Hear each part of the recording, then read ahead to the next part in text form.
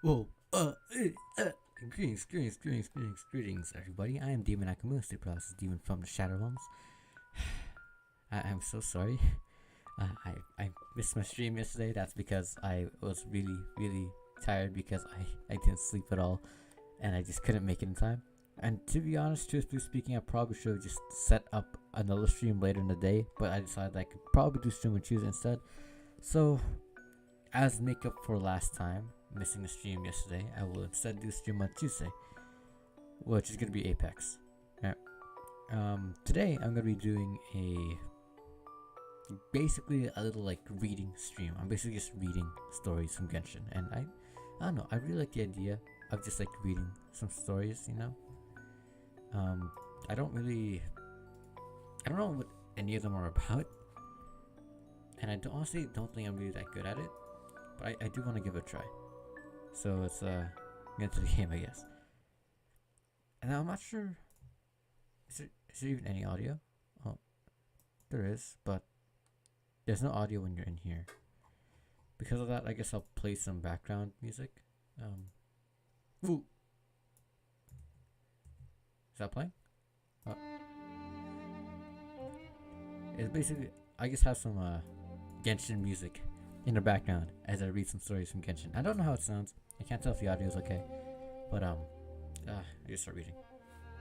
So I don't know what to read first. There's quite a few. I want to read the Boar Princess, but you're missing volume 6 and we don't know where it is. So we're not doing that one. I want to do Legend of Shattered Halberg. The volume 7 is missing because it was for the one quest line, and I didn't realize that it was only there for that one quest ever. So that's a rip. I might do Hex and Hound first because that sounds pretty cool. I really want to do the Pale Pig Princess and Six Pygmies, but there's only one volume so far in the game. I do want to do Rex Incognito, Legend of Lone Sword, but for now, just start with Hex and Hound. Okay. So I'm not gonna put. I just want to read it. It also serves to function as a way of like improving my speech. So hopefully you're willing to forgive some imperfections with this. I don't know how I sound either, so I don't know my quality. I just know I'm very tired, so my voice is a bit deeper than usual. Okay, let's begin. As is known to all, the Lawrence clan is a noble family of considerable notoriety.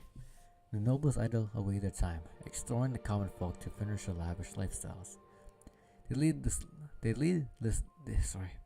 lead licentious lives. Under their cruel governance, countless unspeakable crimes are committed against the people. Although the common folk unanimously resent the nobles' greed, they are powerless to speak a single word against them. Young Dietrich was a highborn noble. He hadn't yet committed any deplorable crimes at his tender age. In fact, his swordsmanship was reputedly exceptional among the noble circles. If you wished to find something to savil about, it would have been his short temper and chronic delusion that the whole universe revolved around him. Such traits, of course, are not uncommon among the sons of nobility, so it wasn't of any major concern. However, given that he was born into a Lawrence family name, it was only a matter of time before he would get drafted into the ranks of the other scoundrels. Just a quick note as well, I had to leave early today, so it's gonna be probably around 30-40 minute stream. Sorry about that. I might be able to read one or two stories. It was at this time that the young scoundrel decided upon the first reckless act of his life. A short while earlier, Dietrich had made up his mind to skip the Grand Mage's discourse on the elements in favor of a bit of fun outside the confines of the city.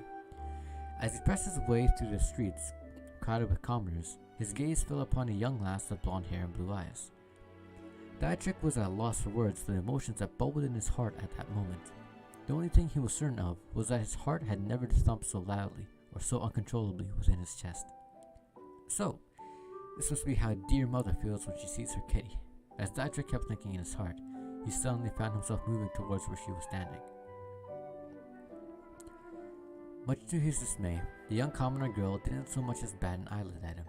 After making his identity known to her, missed the typo there, she didn't display even the slightest sign of any interest.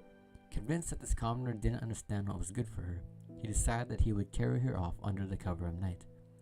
Once I take her, I'll lock her away in a cage, just like dear mother would when her kitty is being naughty. Volume 2. The plebeian lass arrived in the city on one fine sunny day. Her long golden hair shone like the spring sunshine, and her blue eyes sparkled like the gleaming waves in the afternoon sun. It's hard to imagine how such a girl could travel alone from the monster-infested outskirts all the way to the city. To call her suspect would only be an insult to her beauty, thus shouted the drunken gate sentry among the clamor of the crowded tavern. His earnings from guarding the gate that day were especially bountiful, enough to keep his cup brimming until dawn at least. We all know you were just dumbstruck by her beauty. The man next to him pulled no punches. Ha! What do you know? Do I look like one to go frolicking after ladies? I'll show you what I really have my eye on. The soldier promptly pulled out his money purse and shook it in his hand. Good heavens! Today drinks are on you! You heard the man, drinks all around! I'm just worried that one more will be too many for you.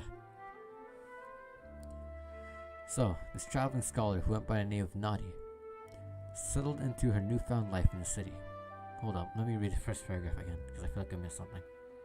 The plebeian lass arrived in the city on one fine sunny day. Her long golden hair shone like the sun, blah blah blah blah. Oh. So she was taken away from monster-infested outskirts to the city. Is that right? Naughty spoke in a quiet and gentle manner. A rumor eventually began floating around the streets, claiming that if you exchange a few words with Naughty during the day, you would have sweet dreams the following night. Apart from this, the new girl didn't disturb the lives of those in the city in any manner. Another typo. After all, the people not only had their daily lives to deal with, but also a constant oppression from the nobility. Oh, I thought life in the city would be simple. I never imagined it would be like this. As rays of sunset filled her room, she tilted her head and rested it on her hands, sitting beside the table. Her fingers seemed to be circling around something. Her words flowed like a magical chant with the power to persuade people into believing almost anything. I feel like I should send a message to Mahojo, telling him about the typos, because there's quite a few of them here. Volume 3. Night came. The faint howl of a wild beast could be heard echoing in the distance. It seemed to be the cry of a wolf. Naughty sat on her bed and lifted her long sleeves to reveal a bone-white armband carved in the fashion of a coiling snake. The serpent's head was strikingly lifelike, with its mouth stretched open to reveal its fangs. Its neck was reared back as if it were ready to pounce on its prey the very next moment. The snake's slithering body was wrapped around her arm, emitting a dangerous aura under the rays of the magical lamps that lit the room. Good night, my dear sister. Naughty gently patted the armband, rubbing her pinky playfully along the snake's tail. Shortly after, the magic lamps went out, and the entire room was draped in darkness. The darkness of night brought Naughty boundless power, so Naughty was already wise to the unknown presence the moment it entered the room. Sitting on the bed, Naughty could clearly see Dietrich as he quietly gathered her clothes and felt his way around in the dark. It became harder and harder for Naughty to hold back her laughter, until Dietrich was just in front of her. Dietrich met the same dazzling eyes that occupied his mind all day, but her eyes were somehow different now. They were no longer blue like water as Dietrich had seen that day. At this moment, they were filled with a night, devoid of waves, tranquil like the depths of the sea. Here, drink the water in this cup. That was the last thing Dietrich heard before his consciousness faded away. Volume 4. The cup fell from his languid hand as Dietrich collapsed to the floor.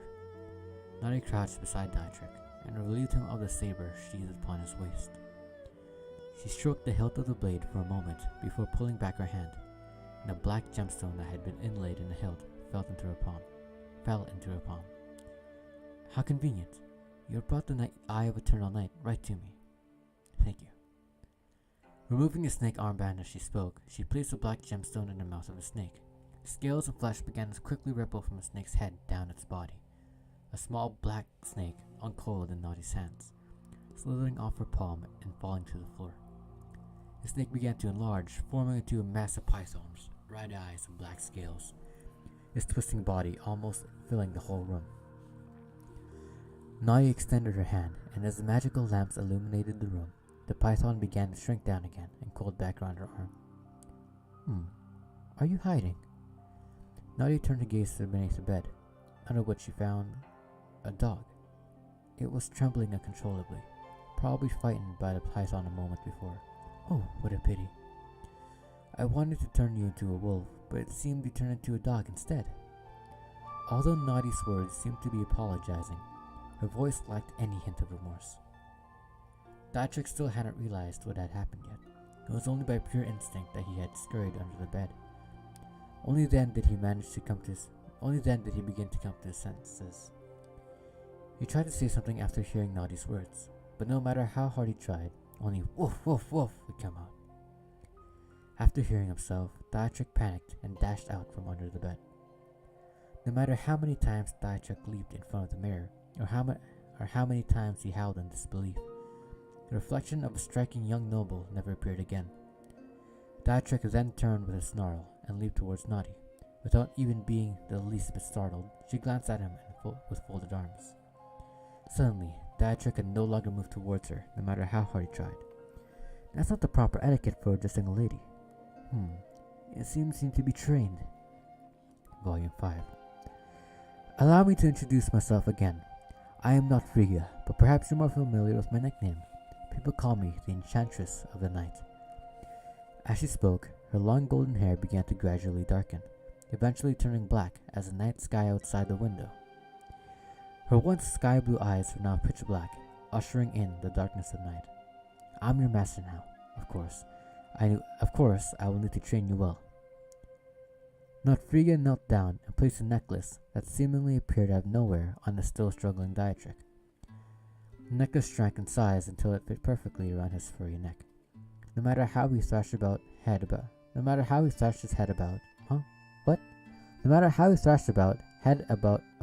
or clawed at it, the necklace did not budge. That's just not right. Sorry. We've already wasted so much time. Come, we're leaving. With that, Notfrigga set off towards the city. Dietrich whimpered along the way with all the strength he could muster, wishing he could simply run back to his villa. But he couldn't, no matter how hard he tried. The necklace Notfrigga had placed on him seemed to somehow control him, so he had no choice but to follow her. Notfrigga glanced back at the reluctant Dietrich dawdling behind her, and curled a strand of her hair around her finger.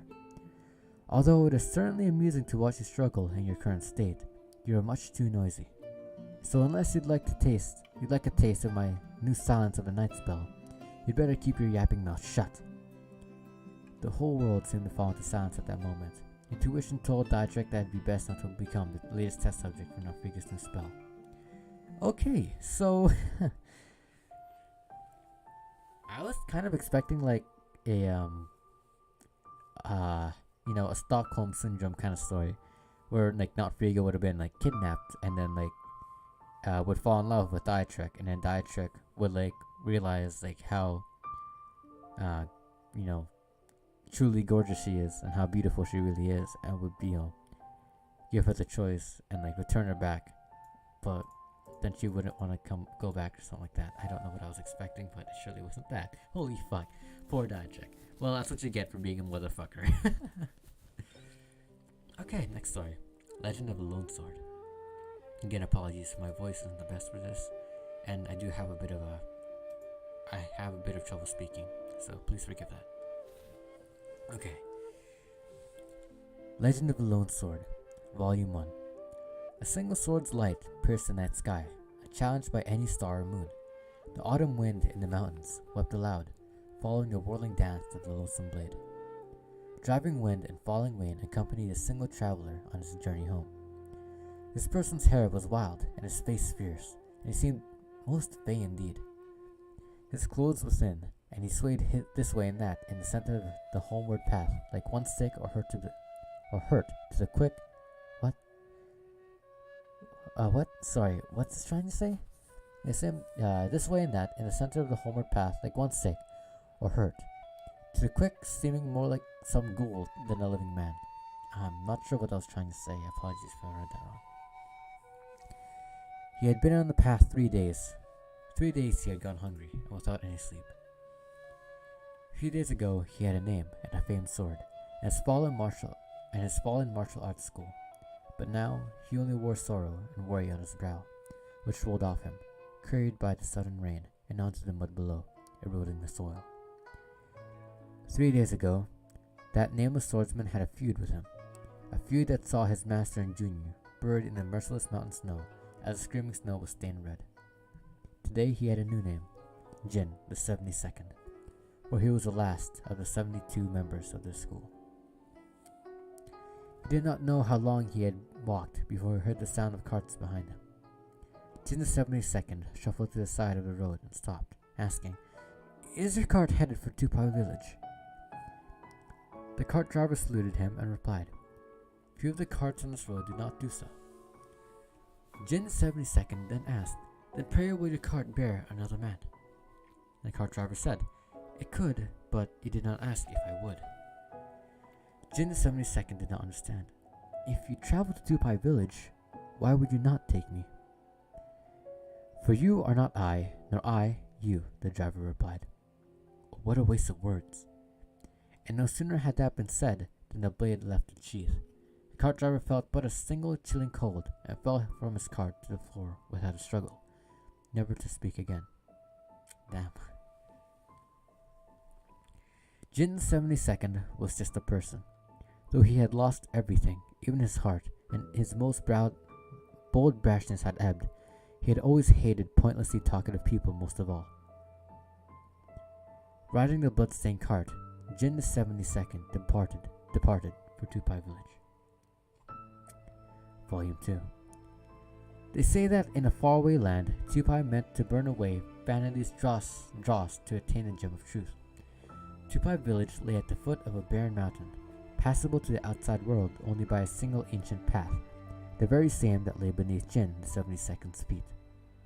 The skies were darkening, and the wind and rain howled. Jin the 72nd had never had anything to do with Tupai village before his vengeance, and so he now sought out its village chief. By the time the ox cart had finally trudged its way through the muddy old road to the mountain's base, night fell upon the land, and gloomy clouds cast a boundless shadow as they covered the moon's eyes. Jin the 72nd hid in that shade, drinking the night in, body and soul. In that deep night, the pure white light of the moon shone upon the head of the village chief. Tupai village had never been large, but the chief was no ordinary character. No one knew his name or his past, and no one dared to ask. They only knew that his shoulders bore a great blood depth, from a past as crimson as his eyes. For red they were, and sharp like a blade, piercing the hearts of all he gazed upon as he pleased. His character was much the same, like a sharp knife that might pierce another person's heart at any time without forewarning. It's time. The chief shook his head as he talked to himself. The cold moonlight danced over his shaven crown. Outside, a ravenous demon wielding a bloodletting longsword, massacring his followers one after the other. Though Tupai village was full of evil people, schools and sects had their rules, and so no one would dare come knocking with rash provocations and talk of revenge. But Jin the 72nd had no school or sect, and was thus unbound by any such rules. He was but a single starving ghost with a long sharp blade, yearning to taste the blood of his enemies. The wind and rain accompanied the din of battle, and a downpour washed away the crimson that stained the swordsman, only for another layer to be painted on immediately. The crimson swordsman strode forward amid a crimson mist. Many were his wounds, but none could stay his hand. When that mist had at last cleared in that endless deluge, the swordsman crossed a turbid red beneath his feet and stalked towards the chief's mansion. The din beyond the gates quieted, and lonely now did the chief raise a cup of wine and scatter the alcohol into the air with a flick, perhaps to toast the fated meeting to come, or as a ritual for his sullied soul. The doors opened. It was Jin the 72nd, his reddened outline juxtaposed against the blinding gray elements outside. I have a question for you, village chief. You've taken quite a few of my men's lives. Exactly 362. No more, no less. The chief spoke not, and his face remained still, but the pulsing vein in his temple betrayed the fire within. Ah, yes, and one dog. So saying, the crimson silhouette tossed a certain object forward. It clattered atop the wine case, and it was the bone of a dog that guarded the door. It had been stewed for a time, and was picked clean almost to the marrow. For in this half an hour, not only had Jin the 72nd snuffed out the lives of 362 able men, but he had even turned the dog keeping the gate into dog meat stew. What cruelty! What ruthlessness! The village chief let out a terrible scream, and standing, he drew his sword. What a fucking monster. Volume 3. The rain had ceased, but light had yet to recoup the skies. Jin the 72nd had obtained news of his nemesis from the mouth of the village chief. Now not a thing was left in Tupai village, but masterless rooms and masterless spirits. And not even that remained, for this was a world without spirits. This world possessed no elemental power, and so the memories of the dead could not remain in the mortal realm via elemental resonance. The village chief was a formidable foe. His blade was swift as could be, and he had left many wounds on Jin the 72nd, each deep enough to cut bone. But alas, his heart was far too slow. For this was a world without elements, and thus swordsmanship could not be imbued with him. Swordsmanship was thus a question of pure physical skill and not elemental control. The sword is an extension of one's body, and one uses it as an arm with command of fingers, or as one's heart directs the eyes. Though he was skilled indeed in art of the swift blade, the village chief never understood the value of the heart, and so he fell to a single stroke.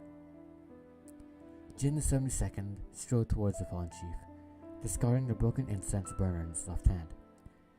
For the chief had focused too narrowly on pouring savage strokes upon a swordsman's body, thinking him too harried to fight back. He had no eyes for his enemy's left hand, which should have been empty, and in a flash, the incense burner had struck the chief of Tupai village on the forehead, sending him tumbling into a wall, where he then collapsed, immobile. Underhanded villain. But only the wind answered him. The villain, gripping the bloodied censer, said not a word. The person you're seeking for, he's in the barren mountains beyond this village. Go seek your death there. But the villain had departed, and all that remained to answer him was the rustling of the wind and the crackling of wild flames. Volume 4. Jin the 72nd waited till Rainbow had dispersed before setting off once from Tupai village toward the barren mountains.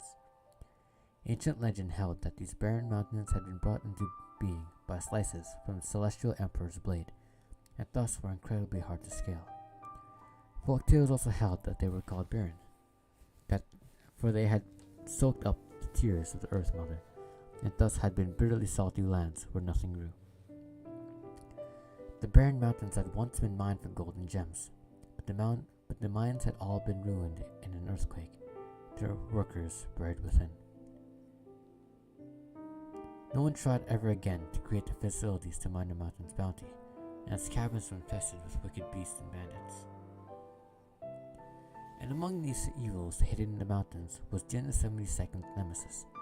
The swordsman's shoulders shivered, and his gait hesitant, for the wounds he had been given in the battle against the chief of Tupai village hindered him still. He knew that many pairs of eyes stared out at him from between the wither rocks, and the breath of beasts who had caused the scent of his blood was all around. Long years of bloodshed had honed Jin the 72nd's senses to their limit. He sensed that the lifeless mountains were in fact a giant death trap. Bandits and villains lay in wait for him to enter some narrow grotto, or squeeze into a tiny gorge, or pass by a collapsed mineshaft. Then they would set upon him in the darkness with knives and finish him. But from the looks of things now, the steep mountains now looked like they might be enough to kill Jin the 72nd. The swordsman limped with every step he took, and the road was small and treacherous. Every so often, gravel would slip loose beneath his feet.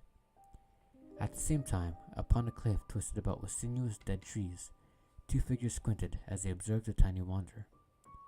He has been worse for wear since he departed from the mountain's base. If we but leave him to a treacherous trek, he will surely fall into the abyss below. So said a bone-thin old crone. She glanced to her side, icy death in her jade blue eyes, sharp as a viper hidden in a rocky cleft. Not so. She turned to face the booming voice of a corpulent old man. He slew 362 men and 62 at Tupai village, and even cooked the dog at the gate for stew. Though he may have been badly wounded by a village chief to the point where he can barely move, we should still be aware of him. The old woman vanished into the withered forest with a displeased noise. The old man watched a while longer as the lame swordsman stopped for a moment more, before patting his large belly and slowly departing. Not a single withered tree or blade of dying grass was touched as he did. Then suddenly, the sky turned dark with gathering storm clouds, and mordant rain again began to fall lightly. In the mountain rain, the wounded Jin the 72nd leaned on a sword like a crutch and struggled forward. But the chilling cold and the loss of blood was too much for him to bear, and he fell upon the gravel and barren stone. Just as the darkness took him, he caught a glimpse of the billowing hem of azure blue skirts. He could have sworn he'd seen that sight before. I'm actually kind of confused. What? Azure blue. Bada-bada-bo, bada-bada-bo. But 2 days ago, snow stained red. I don't think I was told anything about azure blue skirts. I don't know. I don't really understand that story.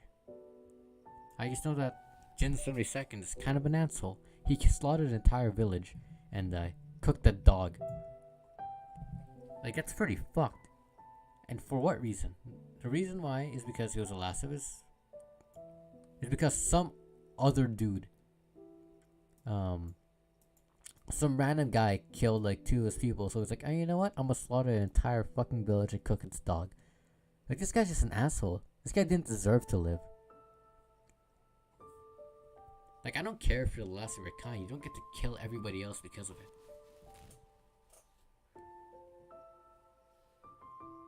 Yeah. He deserved everything terrible to happen to him. What an asshole. Okay, let's read another one. I have enough time for one more, probably. Maybe a short one. How about Rex Incognito? I think this one's just talking about the tales of Rex Apis and some of the things that he did when, people didn't know what he was. Or, like, undercover, essentially. I'm quite a big fan of Zhongli, so. Rex Incognito, Volume 1. Liyue is a land where all kinds of rare and exotic treasures congregate, and where there are precious treasures, one is sure to also find those with a discerning eye. The very first owner of Sigyu Antiques, the unconventional collector Mingwu, was just an individual. I don't know how to pronounce Chinese names, I apologize. Sigyu Antiques of the Feian Slope was frequented by well-to-do customers. Closed during daylight hours, it only opened to customers once the moon began to rise in the night sky. The shop's customers were anything but ordinary. They were the wealthy and leisurely people. They were wealthy and leisurely people with outstanding taste. A meticulously crafted timepiece from Fontaine, incense from Sumeru, a wine goblet once owned by an aristocrat of Old Mondstadt, a wooden stool whose surface was once graced by the buttocks of an adeptus for all of an hour, a delicate jade teacup from which the Lord of Geo once supped a sip of tea, a priceless celadon vase that Liyue's neighbor deity, the Animal Archon, once accidentally knocked to the ground, shattering it to pieces. Yeah, that sounds like Venti. All these and more were laid out for the customers to peruse at their leisure, each item just waiting for that one person with whom it shared a certain affinity. One night, a wealthy young man who was walking by happened to pause in front of the shop and began carefully examining the items on the shelves. The owner was struck by his long black robes, dark and solemn as the looming mountain peaks, and by his eyes, which were the color of amber. I wonder if that's actually Zhongli. This is no ordinary young man. This Meng Wei could tell with one look. Welcome to Ziyu Antique, she said. Please peruse at your leisure, and let me know if you find something you like. Her soft voice broke the dead of silence of the night. I'm sorry.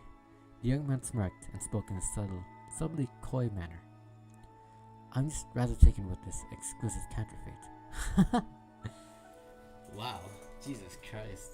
Straight up. The item that had caught his eye was a damaged jade plaque. No, that wasn't said right. The face exposed to the night sky was the one on which the pattern was slightly more intact, and a moonlight shone down. It seeped into the intricate blemishes in the jade, revealing them, and cascaded down into the ravines produced by a crisscrossing texture on the plaque's surface. The severe wear and tear on the front and the disintegration around the perimeter made it impossible to discern the words and images that had once been written on it. By all accounts, it seemed to have lived a turbulent life. Counterfeit, you say? What makes you so sure? Meng Gui was quite used to customers making such provocative claims, but this young man spoke so bluntly and bitingly that she could not help but feel aggravated by his accusation. Added to this was the fact that this particular item had been snagged by an adventurer from an abandoned palace deep in the heart of the abyss, who had then barely made it back out of that place alive. She recalled how she haggled relentlessly with the adventurer to acquire the piece, and how in the end it had still cost her the better part of her fortune.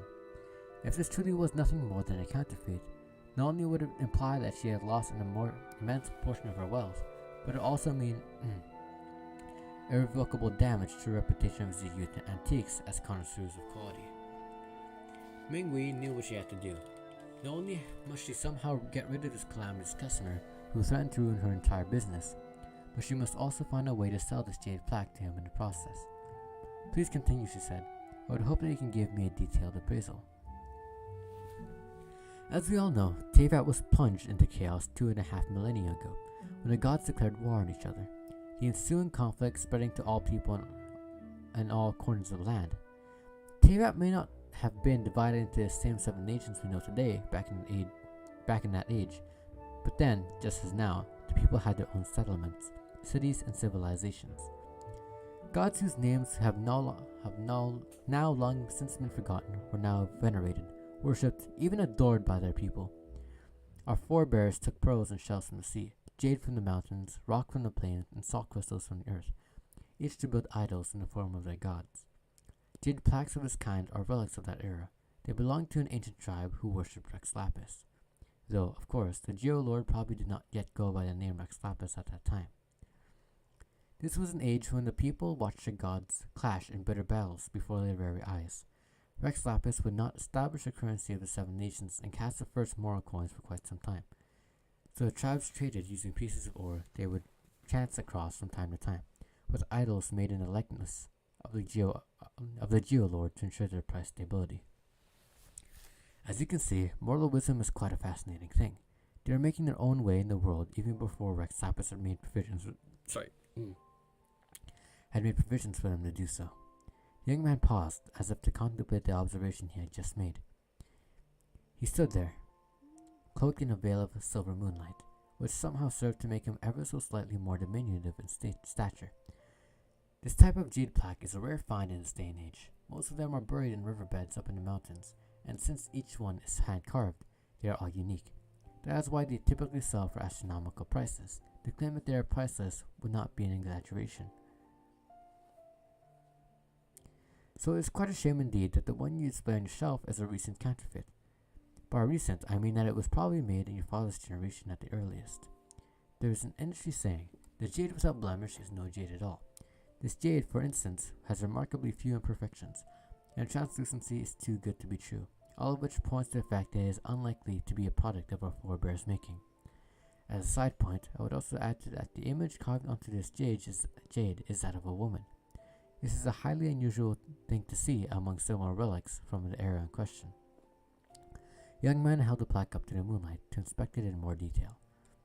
Although there are plenty of rumors to this effect, the claim that Rex Lapis once took the form of a woman is not attested to by any of the historical records, and there is no physical evidence of it ever occurring. Though young, the man had the air of an old and infuriating pedant about him. Ah, well, this is where you're wrong, Ming Swan smiled faintly, much as a fox does when toying with an inexperienced hunter. Perhaps you'd be willing to listen to my story before making your final verdict. The shop owner narrowed her eyes and began the process of reeling out her story. Apologies, but I have to leave soon. I have to leave in like 7 minutes, so I'll be ending it there. Apologies.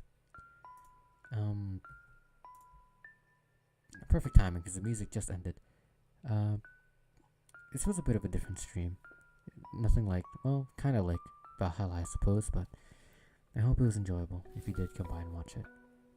Fortunately, I don't think I'll be doing it again, really.